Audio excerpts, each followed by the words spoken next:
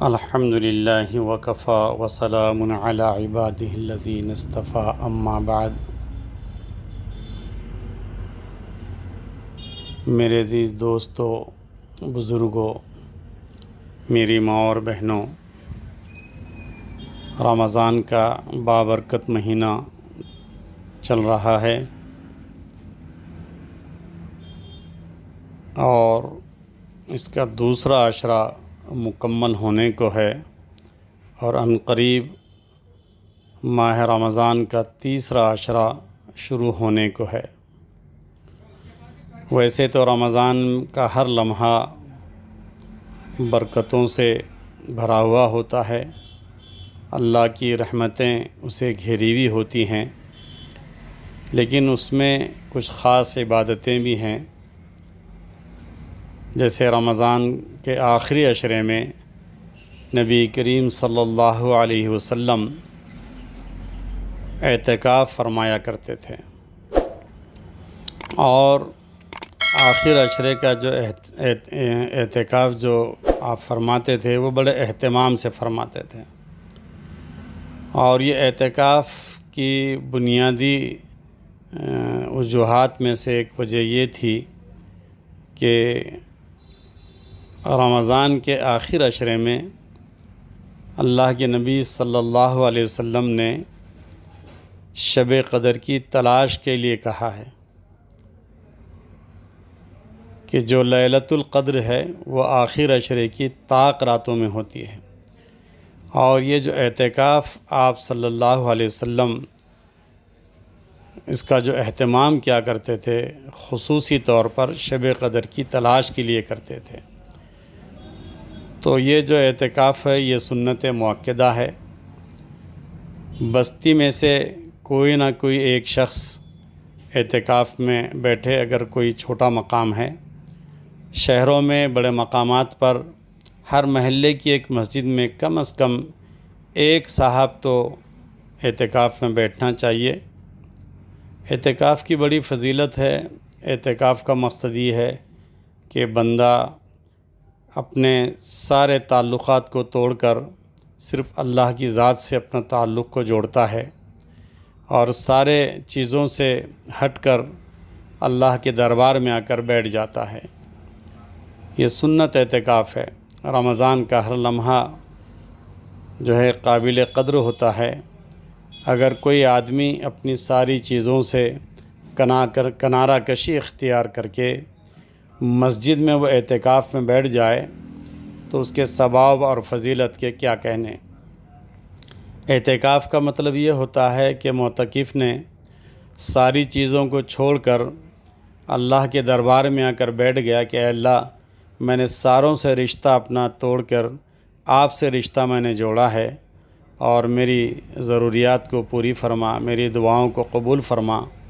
اور معتکف جو وہاں پر دعا کرتا ہے اللہ تعالیٰ اس کی دعاؤں کو قبول فرماتے ہیں۔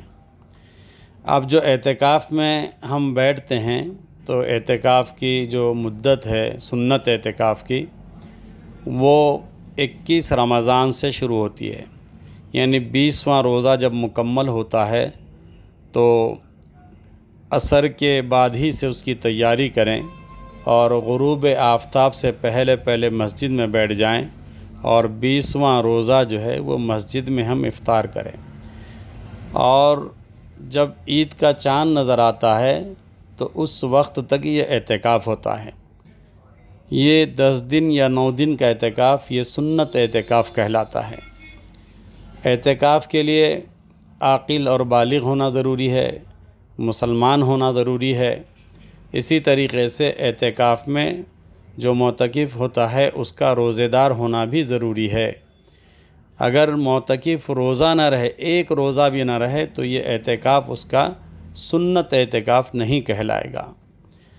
میرے عزیز دوستو، جب ہم مسجد میں بیٹھ جاتے ہیں اعتکاف میں، تو اب ہماری یہ ذمہ داری ہونی چاہیے کہ ہم تمام چیزوں سے اپنے تعلقات کو توڑ کر اللہ کے گھر میں آ گئیں، تو یہاں پر اپنا ہر لمحہ اللہ کی عبادت میں گزاریں، قرآن کی تلاوت میں گزاریں، ذکر و اذکار میں گزاریں، صدقہ و خیرات میں گزاریں۔ اور اب چونکہ ہم نے تمام لوگوں سے تعلق کو توڑ کر مسجد میں تو ہم چلے گئے، لیکن ایک موبائل ہے جو تمام سے ہم کو رابطے میں رکھتا ہے۔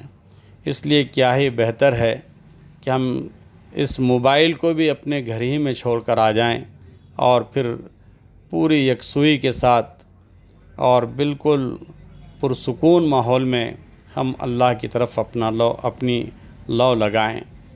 اپنی ضروریات کے لیے طہارت ہے، ضرورت ہے، یا غسل کے لیے جانا ہے، تو مسجد کے ہر مسجد میں اپنی ان تمام ضروریات کے لیے وضو خانے، طہارت خانے، بیت الخلاء اور غسل خانے ہوتے ہیں، تو وہاں پر ضرورت کے لیے جائیں اور فوراً مسجد کے حلقے میں آ جائیں۔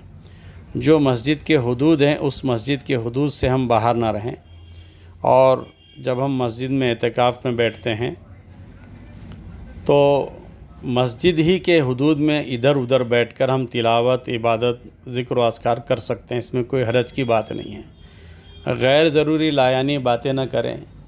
دوست احباب نمازوں میں آتے ہیں تو ان سے غیر ضروری بات نہ کریں، اور موبائل کا استعمال ہی اگر نہ کریں تو یہ سب سے بہتر ہے۔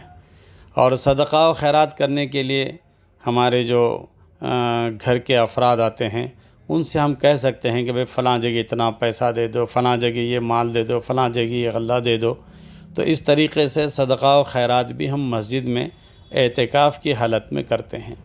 اللہ تبارک و تعالی وہاں پر بیٹھنے کو ہمارے قبول فرمائے، اور جن حضرات نے اعتکاف میں بیٹھنے کا ارادہ کیا ہے وہ اس بات کا ارادہ کر لیں کہ انشاءاللہ ہمارا ہر لمحہ اللہ کی طرف جو ہے رجوع کرنے والا بنے گا، اور تمام چیزوں سے تعلق کو جوڑ کر ہم اللہ سے دعائیں مانگیں گے۔